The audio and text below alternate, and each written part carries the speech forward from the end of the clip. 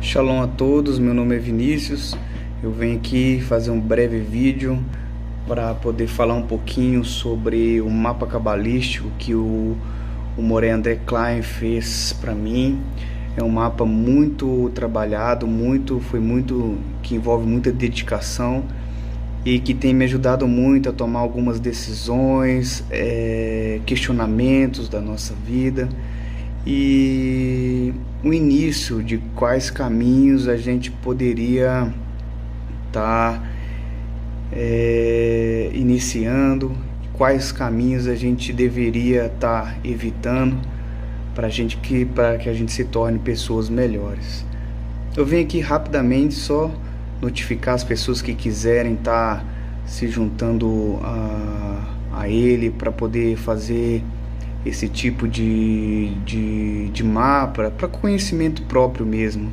Eu super indico, é um trabalho de excelente qualidade e eu acredito que vocês vão estar agregando muito para as suas vidas, para as suas almas. Shalom, shalom, até mais, até breve.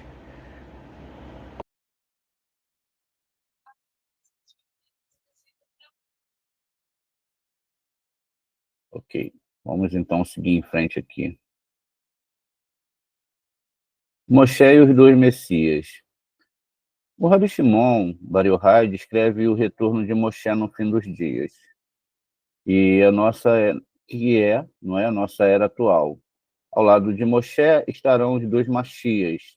O Messias, que é filho de Yosef, e Messias, que é o filho de Davi. Os cabalistas ensinam que o Mashiach não é alguém que esperamos passivamente. Em vez disso, a palavra Mashiach refere-se a nossas próprias ações espirituais individuais, que apresentarão ou apressarão, na verdade, a sua chegada. Através do crescimento espiritual, devemos alcançar aspectos do Mashiach dentro de nós mesmos, a fim de acelerar a chegada do Mashiach global, reconhecimento dessa verdade, juntamente com amor pelos outros e uma forte conexão visual com as palavras aramaicas do Zohar, apresentará a chegada de Mashiach e a paz universal e a imortalidade. Pontos que a gente deve focar aqui, né, botar uma lupa muito grande. Veja, Mashiach, não é? Mashiach ben Davi, Mashiach ben Yosef, juntamente com Moshe. Então, no final, Moshe terá que aparecer. Ele terá que aparecer. Logo, né, é chamado que essa era é atual, porque a gente está no ano de 5.785, e já está, a vinda do Mashiach já está aí, o Zohar já está aberto para todos. Né? E do lado de Moshe vão ter que vir dois Mashiachs. Esses dois Mashiachs são simbolizados como Mashiach ben Yosef e Mashiach ben Davi. Né? Veja, os cabalistas ensinam, né, que não é alguém que a gente vai esperar, não é uma pessoa que vai vir passivamente. Em vez disso, a palavra Mashiach se refere às nossas próprias ações. Mas essas ações, elas são espirituais e elas também são individuais. E essas ações que nós tomamos, não é, que apreciarão a chegada do Mashiach, através do crescimento espiritual de cada um. Devemos alcançar o aspecto do Messias, quem deve alcançar somos nós, aspecto dentro de nós mesmos, a fim de acelerar a chegada do Mashiach global. O que seria o Mashiach global? seria essa evolução, né, nossas próprias ações dentro de todos. Reconhecendo desta verdade juntamente com amor pelos outros. Olha, aqui a força que agregará isso é o amor pelos outros. Uma forte conexão visual com as palavras, veja, essa forte conexão tem que ser com as palavras em aramaico do Zohar, a meditação nas letras hebraicas que tem no Zohar. Apressará a chegada do Mashiach e a paz universal, e também, além dessa paz universal, quando o ser humano consertar sua internalidade, a imortalidade. Todos esses fatores serão conseguidos pelo próprio ser humano. Então, veja, o resumo denso e profundo de toda a doutrina cabalística sobre a redenção em hebraico, como se chama Geulah. O Geulah é a forma que se chama essa redenção. Ele desloca o foco de uma esperança passiva para uma participação ativa e consciente dentro desse processo. Análise expandida dos ensinamentos de Moshe e a dinâmica messiânica. Esses ensinamentos do Rabi Shimon Bar Yochai, conforme revelado no Zohar, nos introduz a 4 princípios fundamentais sobre a era messiânica. A primeira é Moshe Rabbeinu como redentor final. Veja quem é o redentor final, Moshe Rabbeinu. A existência de 2 fases ou funções messiânicas, Mashiach ben Yosef e Mashiach ben Davi. A ideia do Messias interior como nossa responsabilidade pessoal. E, finalmente, aqui no item 4, as ferramentas práticas para acelerar esse processo, que é, como dito acima, a leitura e a meditação do Zohar HaKadosh. Aqui a gente passa a detalhar cada um deles. Moshe Rabbeinu, Moshe é o primeiro e o último redentor, ou seja, ele é o primeiro e ele é o último redentor, né? Sendo ele a própria síntese, não é, da questão de trazer Mashiach ben Davi e Mashiach ben Yosef. Então ele vem no final juntamente com esses 2 Mashiach. A tradição cabalística ensina que o primeiro redentor será o redentor final, ou seja, Moshe. Não é apenas uma figura histórica, ele é o princípio, veja, cósmico, ele não é um homem, ele é um princípio cósmico. A alma mais elevada que se manifestou.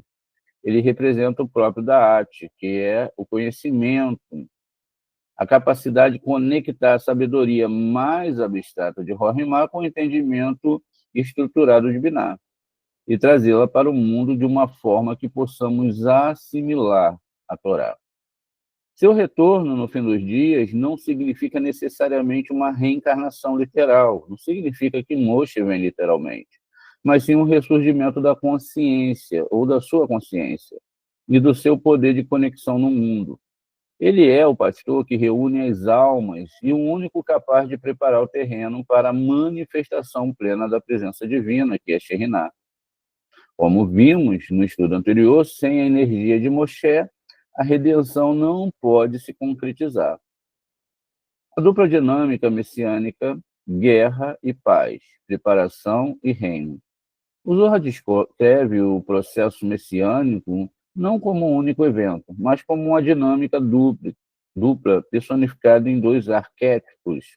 Mashiach ben Yosef.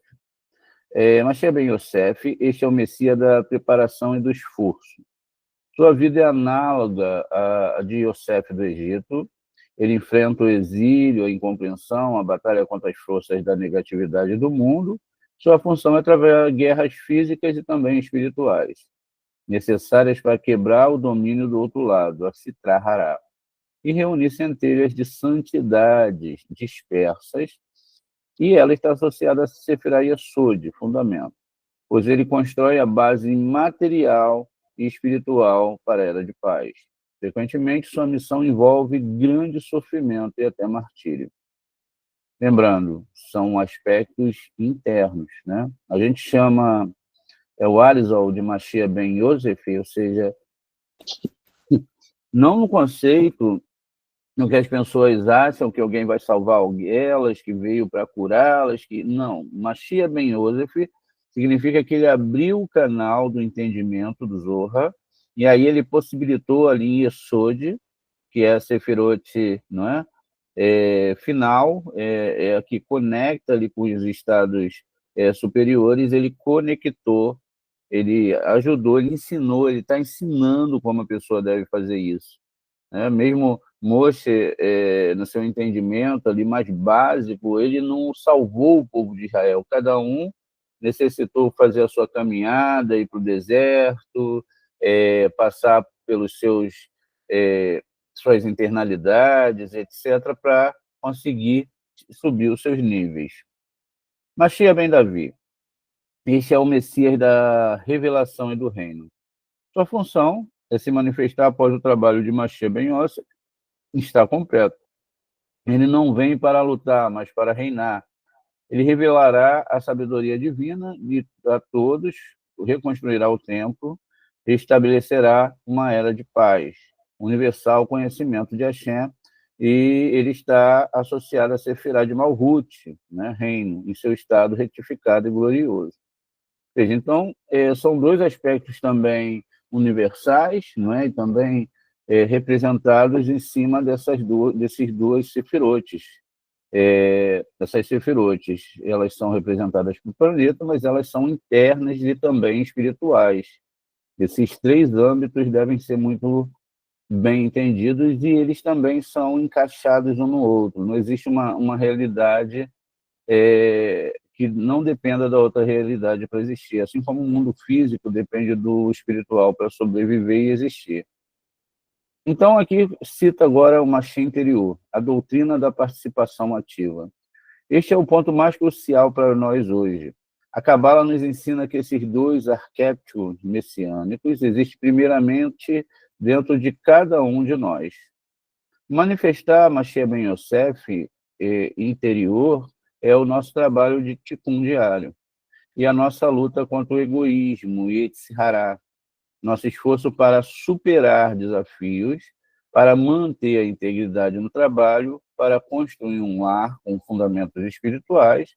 Cada vez que escolhemos a generosidade em vez do egoísmo, a coragem em vez do medo, estamos ativando a força de Mashiach ben Yosef em nossas vidas. Estamos preparando, assim por dizer, terreno.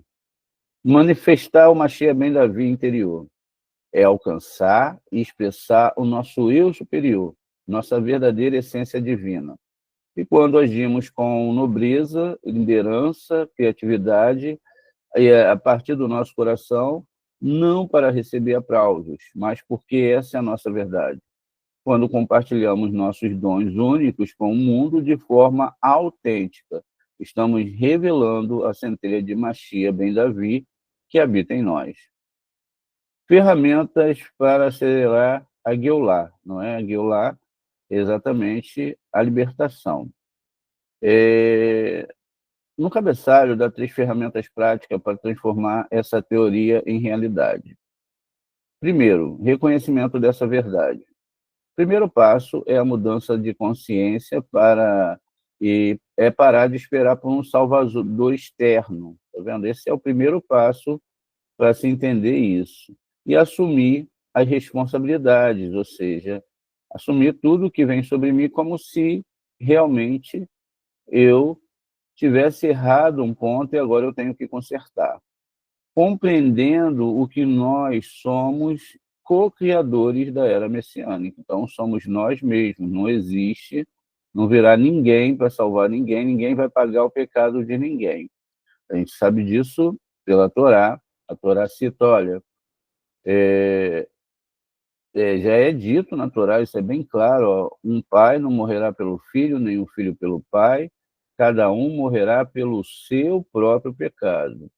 Quando a Torá cita filho, pai, mãe, são as relações, não é? Mais, assim, é um nível familiar mais profundo. Quando cita-se mãe, pai, filho, não é? Veja, um pai, um filho, uma mãe, um filho, são os níveis mais juntos ali da nossa questão familiar. Então, nem mesmo um pai ou uma mãe pode dar a vida pelo filho, nem o filho dá a vida pelo pai ou pela mãe. Anula-se totalmente a questão de sacrifício de alguém por você. Então, hipoteticamente falando, isso é impossível pela Torá. Jeremias, se não me falha a memória, aqui também vai repetir isso, ali no capítulo, acho que 37, 38, enfim. E ali o Eterno começa a construir uma questão sobre ser justo, não ser justo, se um rachar se arrepende ou não se arrepende. Veja, tudo depende da pessoa, não depende, né, de outra pessoa. Amor pelos outros, Ahavat Israel. Os sábios ensinam que o templo foi destruído e o exílio começou por causa do ódio gratuito, Sinat Hinam. Portanto, a força que corrige e reconstrói o vaso espiritual coletivo é o amor gratuito e incondicional, aqueles que alcançam esse nível. Conexão com Zohar. Para a Cabala, o Zohar não é apenas um livro de sabedoria. As próprias letras aramaicas são consideradas condutores de uma poderosa luz espiritual.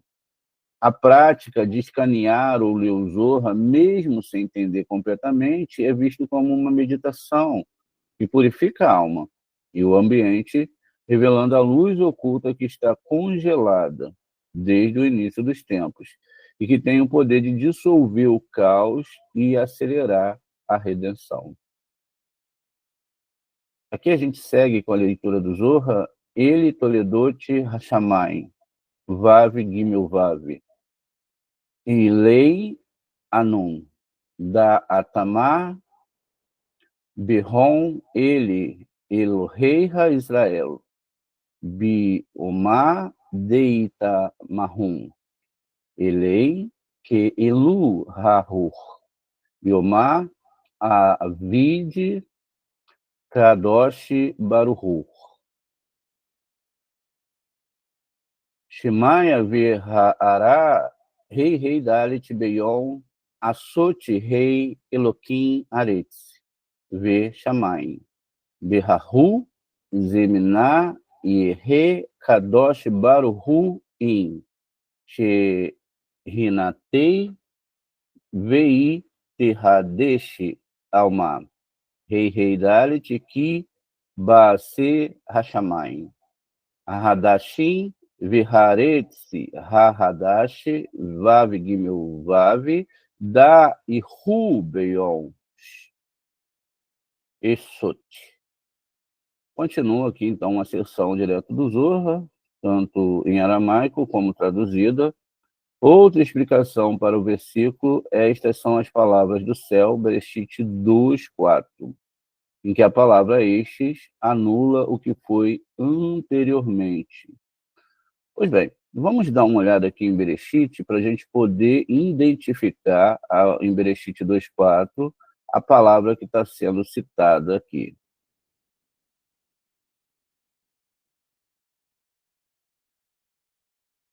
Bereshit 2:4, né, diz a palavra ele, tá vendo? Ele, Toledot Hashamayim, Veharetzes, Berribaron, Bayon, Asot Adonai, Elohim, Aretzes, Veshamayim. Essa é a história do céu e da terra, foram criados quando Hashem fez o céu e a terra. Na verdade, a palavra Toledot, né, ela tem muito mais a ver com descendentes, etc., não é? A lista genealógica, enfim, de todo o sistema dos céus, de toda a criação. Exatamente isso. E a palavra destacada é essa palavra ele. Exatamente, é a palavra inicial de Elohim. Então, quando nós pegamos a palavra Elohim, nós temos um sistema inicial. E nós aprendemos em outras aulas que a palavra Elohim, diferentemente dos outros nomes, ela começa sendo escrita de baixo para cima, o Aleph, depois o Lamed, que está em Zerampim, o Rei, que está em Biná, e assim sucessivamente, até chegar no Yud e no Mem final, que vão estar lá em Rohimá, e Keter. Então, é uma construção dessa palavra Elohim. E a palavra Elohim, ela é uma palavra complexa, porque logo no início da Torá, o Eterno ele já mostra aqui que ele cria o quê? Elohim, né? Olha, ele bota aqui, ó, Bereshit para Elohim. Então, a palavra, o que que o Eterno fez? Ó, eu estou criando os Elohims. E esses Elohims, eles são maximizados a sua essência exatamente pela questão, não é, de abaixo aqui do nome Bereshit, Elohim, olha, a gente tem exatamente aqui, olha, 5, né? Não, 5, ó, 5, 6, 7. Esses 7 pontinhos que nós temos aqui, não é? Ele também corresponde a 7 pontinhos que tem aqui, tá vendo? Olha, no Bereshit. Mas aqui na palavra Elohim, ele significa exatamente 10 vezes essa letrinha aqui, ó. Cada pontinha é um Yud. Então está mostrando aqui 70, que são a quantidade de anjos, de deuses que o Eterno criou. Um Deus para cada nação. A gente pode perceber isso, essa palavra Elohim, exatamente no conceito do livro de Daniel, né? Quando o Daniel ele está tentando mandar mensagem lá e aí o príncipe da Pérsia, ou seja, o anjo do príncipe da Pérsia, porque cada império vai ter o seu anjo, né? A gente está no último e mais difícil anjo, que é o anjo de Roma, o príncipe grego, né? E são entidades. Então, cada nação. Por isso que quando nós vamos em cada parte do globo, existem espiritualidades diferenciadas. Então, aqui é o cristianismo, mas o cristianismo daqui não é igual ao cristianismo de Roma, que não é igual ao hinduísmo, não é igual ao budismo. Veja, cada local tem o seu anjo e a sua espiritualidade.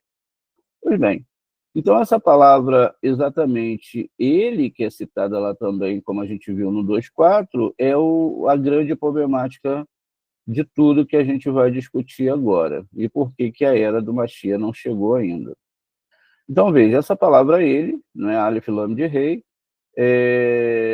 anula o que foi mencionado anteriormente. É que a palavra ele, este, refere-se àqueles sobre os quais está escrito: esses são os teus Elohims, Israel. Isso é Shemot 32.4, como nós veremos aqui. Veja, e isso acontece exatamente numa questão muito séria dentro da Torá, e foi na questão da idolatria do bezerro de ouro.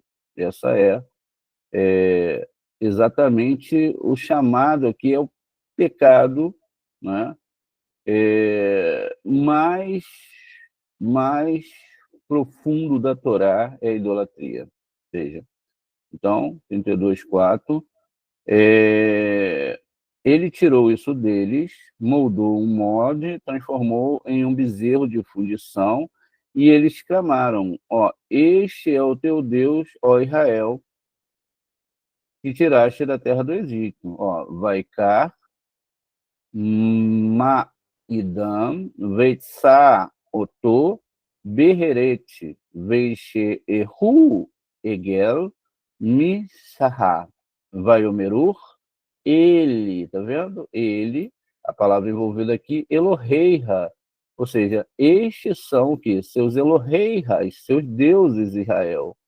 Ase Haeluha Meeretz Mitzrayim. Veja, e aí é que toda a confusão vai acontecer. No pecado do bezerro de ouro, assim, ó, as palavras se referem àqueles sobre os quais está escrito: esses são os teus Elohims, ó Israel, no pecado do bezerro de ouro. Assim, no dia em que o santo bendito seja ele exterminar estes, a palavra ele, referindo ao pecado do bezerro de ouro, a pluralidade de que existe mais que um Criador, será como se no dia em que o santo bendito seja ele criasse o céu e a terra novamente. Como está escrito: no dia em que Hashem Elohim fez o céu e a terra, Bereshit 2.4, como a gente acabou de ver. Nesse tempo, o santo bendito seja ele, estará junto com a sua Shekhinah, e o mundo se renovará. Como está escrito: porque como os novos céus e a nova terra que farei. Ishaiah 66, 22. Este é o significado de no dia feito, no dia em que o mundo se renovar. Vamos dar uma análise aqui, então. Esse parágrafo é um exemplo clássico da metodologia do Zohar que conecta versículos aparentemente não relacionados para revelar um segredo profundo. Ele estabelece a premissa central, a redenção final e, na verdade, a conclusão da criação original, que foi interrompida por um bloqueio espiritual. Veja, então, muitas vezes a gente vai no Zohar e a gente pega pontos, né, como essas são as gerações do céu, estes são teus Elohims, e a palavra que a gente acabou vendo lá foi a palavra em destaque, que tinha uma raiz verbal, que é a palavra ele, nos dois textos. Se você leva isso somente para a questão idiomática, linguística do hebraico, então fica este, mas dentro da Cabala não se vê assim. A gente vê a raiz das palavras, tá vendo? Inclusive, isso é fixado quando acontece o pecado do bezerro de ouro, onde, de novo, a palavra ele Eloheiha, esses são seus deuses, novamente mostra o tronco principal de não ocorrer, que é Geulah. Tá vendo? É por causa disso. Então, veja. Então, aqui eles fazem essa ligação, não é? Relacionado para revelar um segredo profundo. Ela estabelece a premissa central, a redenção final. É, na verdade, a conclusão da criação original, que foi interrompida por um bloqueio espiritual. E não precisa ser muito além para falar que é idolatria. Qualquer um que alimenta a idolatria, qualquer uma pessoa que fala que existe outro Deus, qualquer uma pessoa que vai te chamar para ir para um lugar onde não tem Torá, não tem ensino de Torá, tudo isso é idolatria. Vamos dissecar os pontos chaves aqui. A conotação oculta da palavra ele, como a gente viu lá acima. O Zohar faz uma ligação extraordinária entre dois momentos cruciais da história. A criação, essas são as gerações do céu, Bereshit 2:4, e o pecado, esses são os teus Elohims, ó Israel. Para a Cabala, não existe coincidências na Torá. O uso da mesma palavra, ele, em ambos os versículos, cria um portal entre dois eventos. O Zohar está nos dizendo que as gerações e a ordem da criação foram diretamente impactadas e anuladas pela energia gerada no pecado do bezerro de ouro. Veja, a coisa foi anulada. Quer dizer, não simbolicamente, mas a questão da idolatria, ela fez com que todo o sistema da Torá fosse, não é, gente, modificado, entendeu? Todo o sistema ele foi arrasado somente por esse ponto da idolatria. Então, e isso foi exatamente na questão do pecado do bezerro de ouro. O bezerro de ouro é o grande bloqueio cósmico, ou seja, a idolatria é um grande bloqueio cósmico para toda a humanidade. O bezerro de ouro não foi um simples ato de idolatria, representou a reintrodução do caos e da desconexão no mundo. Foi a tentativa de capturar a luz divina em forma física finita, criando uma barreira, uma clipar, uma casca, que impede que a abundância do Criador, a chuva da Torá, como os parágrafos que seguimos explicarão, flua livremente para o mundo. Esse ato representa a raiz da consciência do exílio. 3. A redenção como uma nova criação.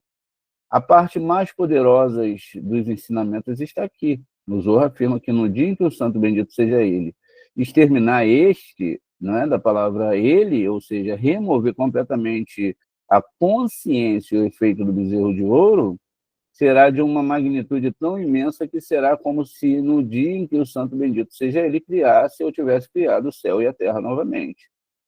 Isso significa que a redenção não é apenas uma melhora do mundo atual, é um reboot cósmico, uma restauração no estado original e perfeito da criação. É a criação de novos céus e nova terra, como profetizado em Shayahu, onde a união entre o Criador e sua presença terrená será total e revelada. Não haverá mais o bloqueio da idolatria, não haverá mais idólatras, né? Não haverá mais pessoas ensinando outra coisa que não seja um monoteísmo e a Torá e o amor ao próximo. Pois bem, em resumo, esse parágrafo 32 estabelece o seguinte fluxo lógico. A criação original, Gênesis, foi pausada ou corrompida, congelada. O agente dessa corrupção foi a energia do bezerro de ouro.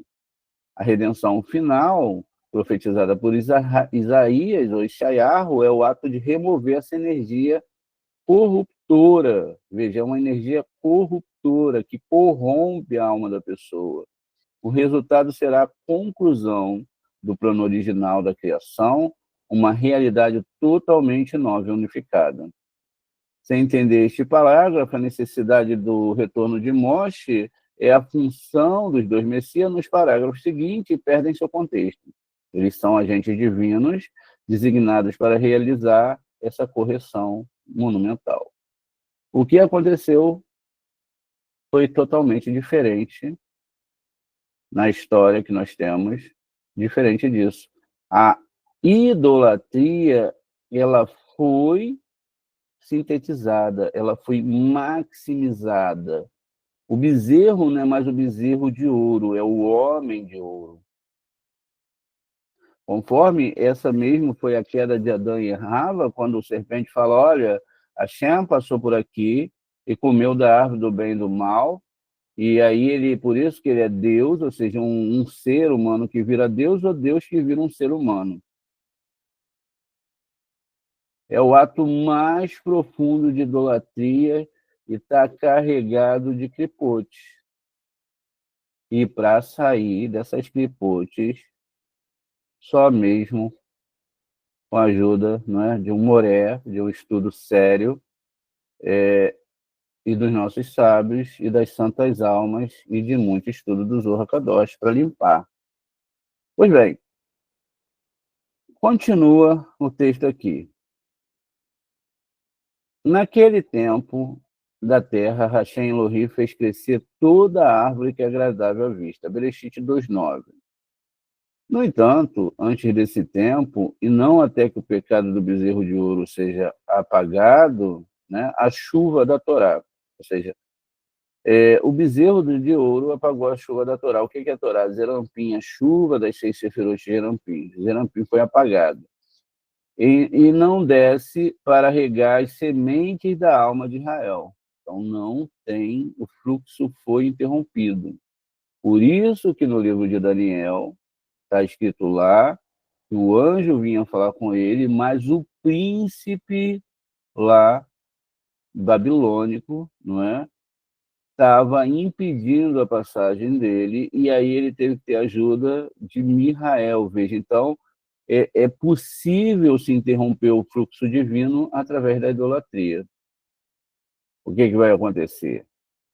O lado negativo pega as forças da Shekhinah que desce, usam essa força, e por causa daquele El, do nome Samá, no final lá El, aquela pequena divindade, engana todo mundo e faz o pessoal entrar em idolatria. Então o pessoal está aí nesses templos fazendo idolatria, cantando a um homem, adorando um homem, acreditando na coisa mais horrível que existe, que muitas vezes a gente mesmo fala, olha, sacrifício humano, né? Tem bruxos que fazem sacrifícios humanos. Ai, que coisa horrível, sacrifício humano, matar um bebê, usam pessoas para despacho, mas Jesus é o próprio despacho humano, né? A própria macumba sintetizada ali de uma forma, ainda numa cruz que é a letra T de Tammuz, só não vê quem é trouxa, não é? Então, é o maior despacho da humanidade, as pessoas estão ali atrás daquelas energias, né? A energia ali, ela tende a fazer você a não ver e querer ser muito receptivo, né? Venha receber, venha ser feliz e não servir o borê sem um mínimo de vontade de receber para si mesmo. Então, veja, vamos continuar. Portanto, os filhos de Israel, que são semelhantes às ervas e árvores, não são capazes de crescer. Isso traz o quê? Uma falta da Shekhinah cair sobre nós que somos cabalistas, que somos direto a Deus. O segredo dessa questão é que está escrito: e nenhuma planta do campo ainda estava na terra, e nenhuma erva do campo ainda não havia crescido. E não havia homem para cultivar a terra, Bereshit 2:5. Um homem alude a quem? A Israel. A terra é o templo e cultivar é oferecer sacrifícios, não literalmente falando. Então, tudo isso que está escrito lá dentro do próprio livro de Bereshit, que começa falando o quê? A gente imagina, não, ali está a criação, Deus criou um homem e uma mulher. Não, ele estava já desenhando os 7.000 anos do que ia acontecer.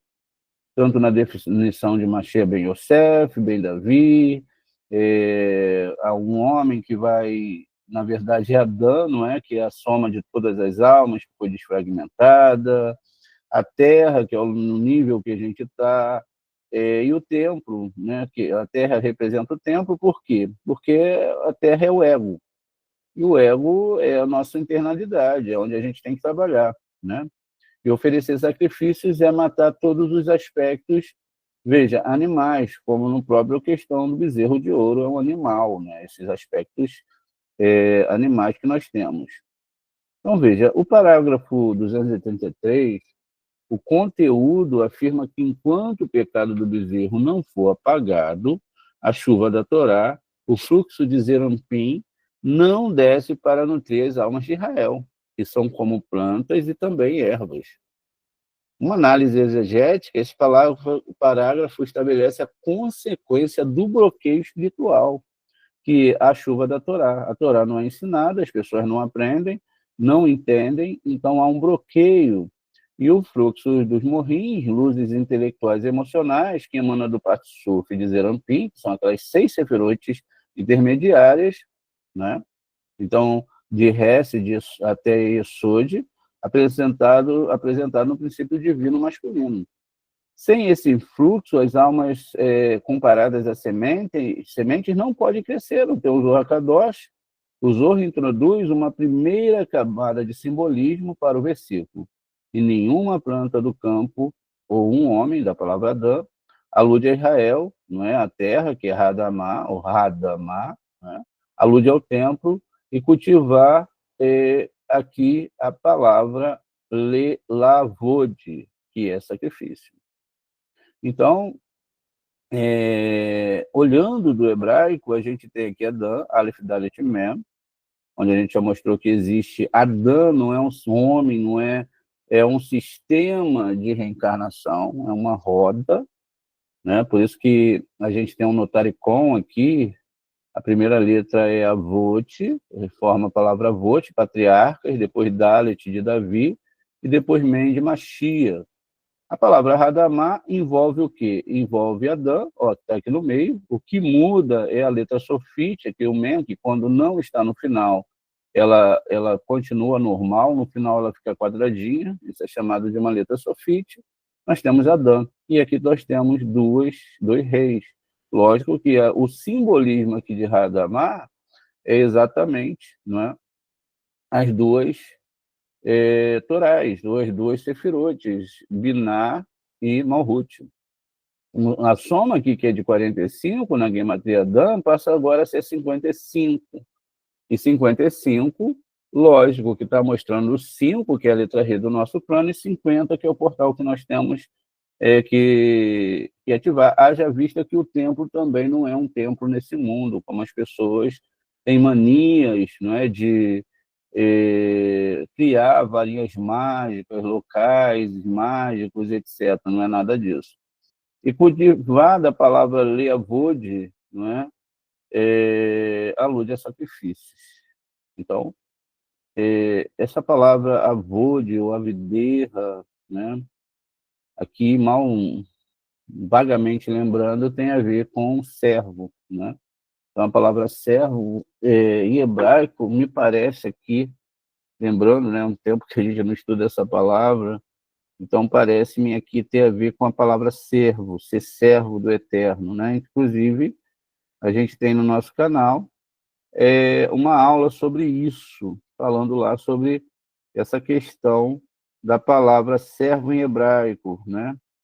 Porque a gente tem três personagens que o Eterno chama três vezes na Torá, né? Um deles é Samuel, e o outro deles é Moshe, e o outro é Jacob. Então, esses três personagens da Torá, o Eterno chama eles diretamente, né? Eles falam, eis aqui o seu servo, né?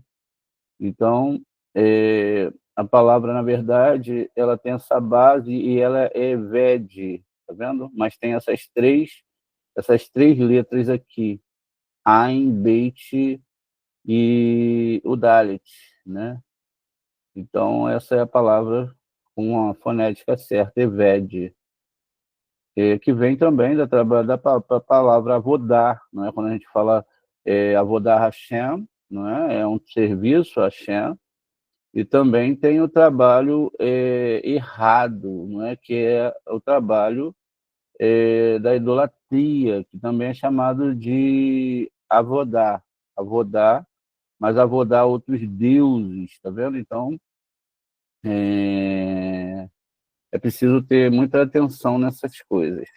Pois bem, continua aqui no 234, outra explicação para a frase. Planta do campo é que ele faz alusão ao primeiro Mashiach. Então, quando a gente olha lá, no versículo anterior, a gente viu isso citando, né, sobre planta do campo, etc., e cultivar e outras coisas. Então, a planta do campo aqui não é exatamente a planta do campo. Ela faz alusão ao primeiro Mashiach ben Yosef, filho de Davi, que, na verdade, é um estágio, é uma completude interna no homem que ainda não estava na terra. Enquanto a erva do campo é o segundo Mashiach ben Yosef. Ele perguntou por que não estavam na terra. Ele respondeu, porque Moshe não estava lá com ele para servir a Shekhinah. Dele está escrito, e não havia homem para lavrar a terra. O segredo é dado no versículo. O cajado não se afastará de Jehudá, Bereshit 49:10, que se refere a Mashiach ben Davi, nem o cetro entre seus pés, que se refere a Mashiach ben Yosef, até que Shiló venha. É uma alusão a Moshe, que o valor numérico de Moshe é o mesmo que de Shiló. E a obediência do povo seja ele, não é? Da palavra Vaikar, Hat. É uma frase cujas letras também formam as palavras hebraicas da tribo de Levi, Kehat, que significa que a correção deve chegar a Moshe, a Kehat e de Levi, seus ancestrais.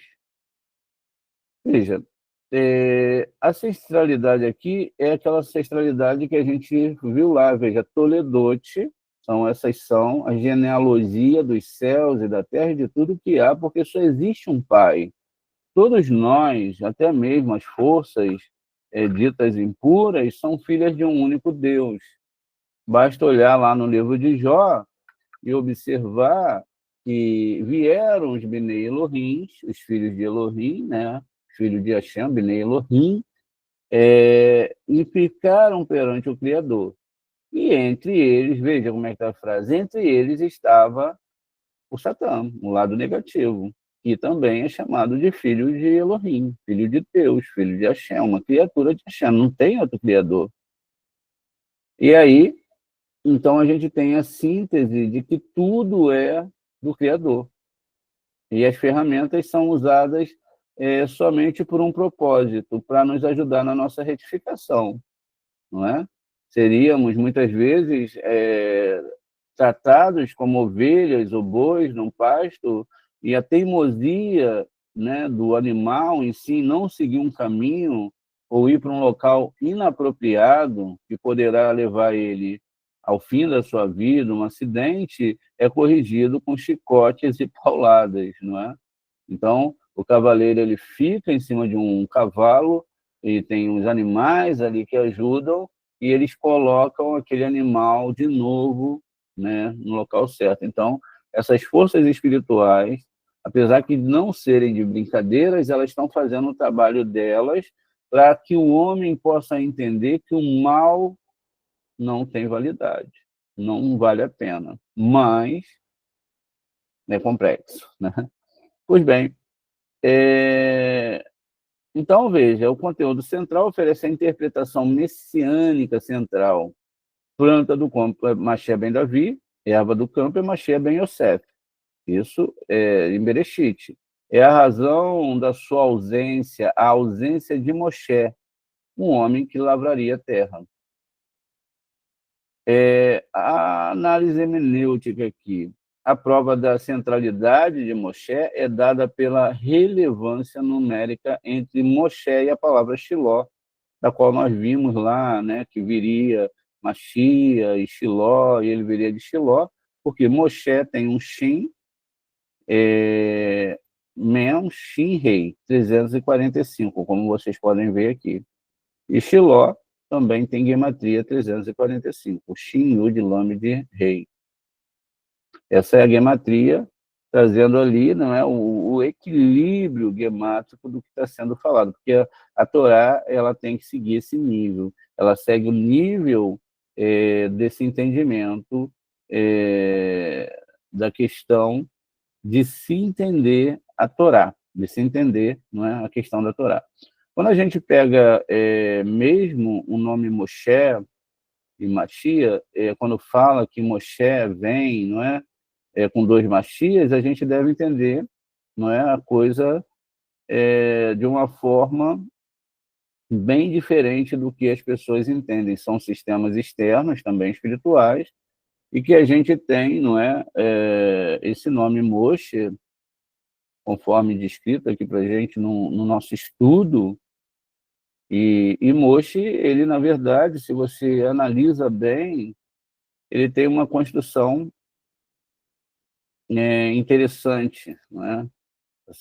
Podemos colocar assim, interessante pelo sentido de que Moshe não é um ser humano. A gente já explicou isso para vocês algumas vezes, então, mas vamos explicar aqui de forma diferente novamente. Olha, o Shin aqui é lógico que representa, não é, 3 paus da árvore sefirótica. O Shin tem essa questão porque o próprio Shin representa os 3 patriarcas, né? Ele é a representação ali dos 3 patriarcas, e a gente sabe disso através da letra Shin. A própria letra Shin, ela é uma construção dessa ideia de Mashiach. Veja, então a letra Shin representa o próprio centro do nome de Moshe. As partes externas, Men, Dalet, tem gematria 45, que é a mesma gematria do nome Adão, que tem também gematria 45. Isso eu falo, né, vamos diferenciar, a gente falou da letra Shin, e a gente vai falar agora exatamente, não é, das letras, das pontas ali do nosso texto. Então, trocando aqui, e aí a gente tem 45, Men, Rei, veja, tem Men, Rei aqui, ó, aqui as pontas, e tem o Shin, como a gente já viu anteriormente, que representa a árvore sefirótica aqui definida por nós, e também os 3 patriarcas, tanto Abraham, veja, que não são 3 patriarcas, são 3 sefirotes, como a gente já viu. E aí temos 45 que tem a mesma gematria da palavra Adão. Por quê? Porque Men e Rei, né, o Men é 40 e o Rei é 5. E a palavra Adão, ela nos traz essa construção exatamente desse nível 45, que não é um homem, é a humanidade, mas também a questão da humanidade definida, não é, por nomes divinos, como a gente vai ver nesse estudo ainda. Pois bem, não sei se hoje, né, o estudo tem muitos parágrafos, a gente está analisando parágrafo por parágrafo aqui. Vamos aqui só colocar os números para que vocês possam, não é, depois, vocês que estão mais novos, possam anotar aí. Os alunos antigos, eu acho que já sabem, né? Já sabem da numerologia. Se não sabem, tem a obrigação de saber, porque eu já repeti mais de 1000 vezes aqui com vocês todas essas numerologias. Se não sabem ainda, é porque não estudaram. Veja, 45, então, ó, 5 do rei, 40 do men, e aqui embaixo também vai dar a mesma gematria. 1 do Aleph, o Dalet, que é 4, e o men ali abaixo, que é 40. Pois bem, enfim, então, né, 40. O próprio men também pode ser, quando está no final, é 600, mas ele também, gematicamente, pode ser 40, não tem problema. Mas a gente traz a ideia aqui de que, como ele é 600, ele representa o final, né? O final, que é os 6.000 anos, que é 600, né? Ou seja, 600 aqui, olha, a gente está botando um zerinho a mais, porque tem a representação do 6.000 anos para a retificação, 6.000 anos para o final. Pois bem, então veja, a palavra Moshe, ela tem essa questão, não é? Dessa construção universal, porque se a gente leva que Moshe era um profeta, enfim, a coisa vai ficar estranha. Aí você pode perguntar, ué, mas quem escreveu a Torá? 600.000 almas cabalistas. O fator, então, não é quem escreveu ou deixou de escrever, é o que ela contém. Então, veja, eu tiro o rei aqui agora, né? Ou eu escrevo o nome ao contrário, para a gente ficar mais confortável aqui com a nossa análise, a gente então tem o nome Hashem. Então, veja, o próprio Moshe é o próprio Hashem, é a própria reencarnação, é o Gar que desce de abaixo de Biná, vem para Zerampim trazendo a presença divina, e ele também é o ponto no coração. Se nós lemos também ao contrário aqui, o final, né, esse Shin Men aqui, a gente tem o início da palavra Shema.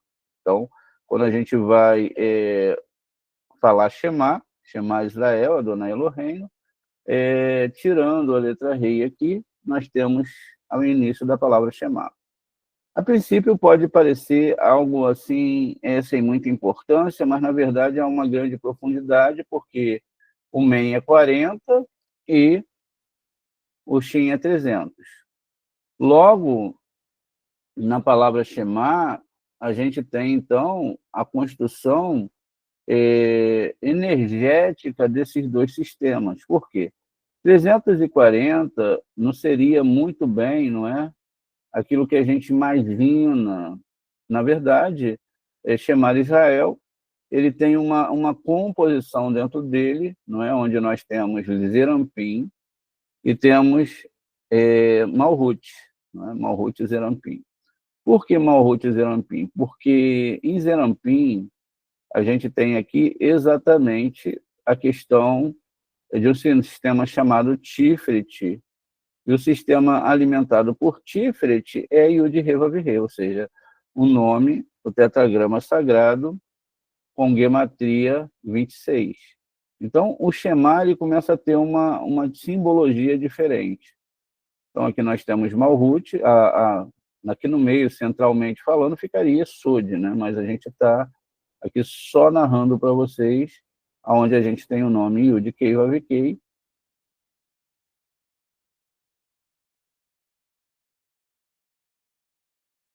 e o nome Adonai, que está no nível que a Sheriná é a parte feminina da divindade. Não é que existe outra divindade, é a parte feminina da divindade, uma filtragem, não é mais a nosso nível, que para que a gente possa alcançar os níveis maiores. O nome Shaddai, que tem gematria 314. Aí sim, agora, a gente vai poder aqui entender o que eu estou falando. Deletem Adonai de Malhut, veja, 314 e 314 é o nome Shaddai. Então, na verdade, quando eu estou fazendo o Shema, eu estou fazendo a unificação de Shaddai com Yud Rei Vav Rei, porque 314 mais 26 é exatamente 340. Então, quando fala o Shema, eu estou falando o quê? Estou falando esses dois nomes, não é? Ó, 314 mais 26. Então, a primeira parte do Shema eu já estou, não é? Se eu faço corretamente, eu sei fazer, eu já estou fazendo a ligação tanto de Yesod quanto de Tiferet. Está vendo? São nomes espirituais, são rezas programadas não é? E consertadas ali para corresponderem a esse fator desses dois nomes. Então, veja, tudo isso está no nome Moshe, não é? É um nome que tem grande influência por causa de Yesod, que tem aqui, vamos escrever, né, o nome da Sefirot aqui para vocês saberem, Yesod e Tiferet. Então, veja, tanto Yesod como Tiferet, eles têm essa representação, né, para que a pessoa possa compreender aí como as coisas funcionam dentro da Torá. Pois bem, Yesod e Tiferet, simbolizados pela lua e pelo sol. Tá vendo? Então, essa é a construção. O que a gente tem que entender? Moshe vem com dois Mashiach, né? Um está do lado direito, Mashiach ben Davi, a representação. Aqui a gente tem que ter uma formatação. Moshe seria a coluna central, a parte central, né? Mashiach ben Yosef, pela a trajetória, não é? Que se dá ali, que ele teria que guerrear, teria que ter uma história igual a de Yosef, e tinha que até sofrer o martírio, que aconteceu com muitos dos nossos sábios.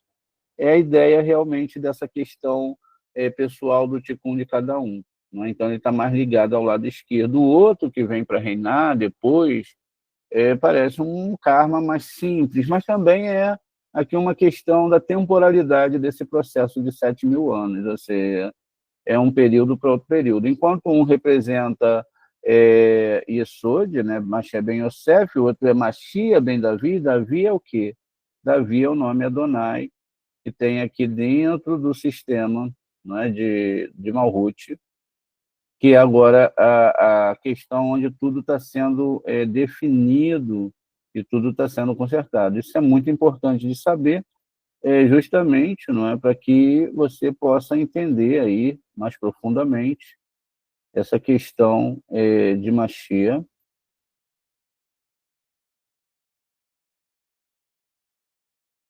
Deixa eu só consertar aqui, ver o que aconteceu. Ah, tá lá atrás. Deixa eu trazer para frente.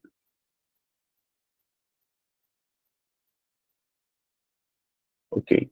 Então, veja, aí a gente completa, não é, os 3 níveis que tem que ter, que tem que haver justamente, agora fechando aqui o nome Adonai, ou seja, na verdade são simbologias para que a gente possa entender o que vai acontecer exatamente por uma questão só, por causa da idolatria. Não existe nada que pode destruir mais uma alma, mais que pode cativar mais uma alma, mais do que pode destruir a humanidade do que a idolatria. A idolatria realmente é o centro de toda a desgraça do nosso universo. Ela foi realmente feita para destruir a nossa conexão com o Boré. Tá vendo? E aqueles que conseguirem sair vão entender isso aqui perfeitamente que a gente está ensinando para vocês, esses esquemas, né, que parece ser tão simples, mas envolve muita espiritualidade.